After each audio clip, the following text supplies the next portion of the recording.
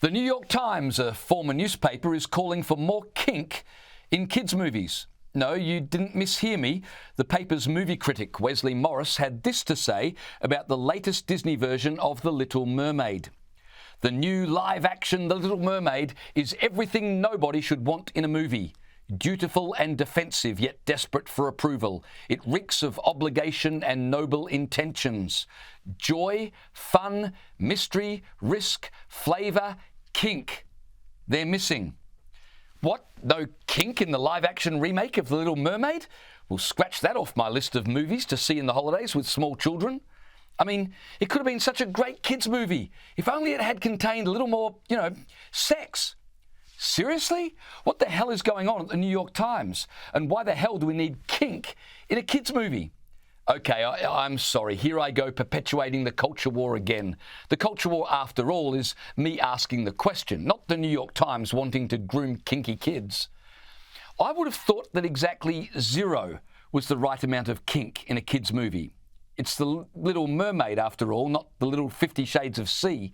But hey, I'm not a New York Times columnist. Waiter!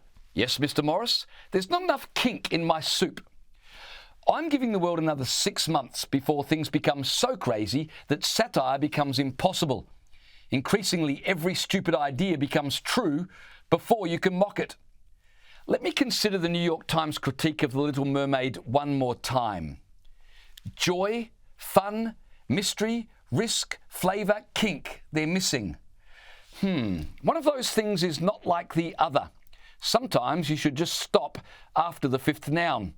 Now, I completely understand that the word kink can mean an unexpected plot twist, but Morris is saying the quiet part out loud, with just enough ambiguity to make fair-minded people like you and I pause before asking to whom we should report film critics lamenting a lack of kink in kids' movies.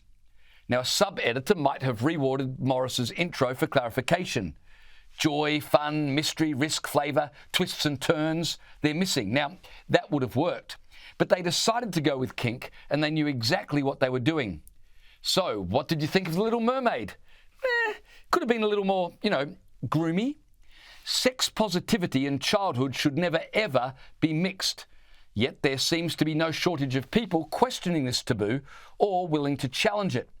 Now, perhaps I'm being too hard on the New York Times. After all, here in Australia, the Victorian government recently opened up Parliament House for a drag queen story time as the Premier and his ministers stood around grinning while small children were taught about gender fluidity by a man in a dress. It's a sign of where our culture now is that the New York Times are only surprised when sexual fetishes are not being taught to children. If there was any more kink around children at the moment, the world would go off its axis.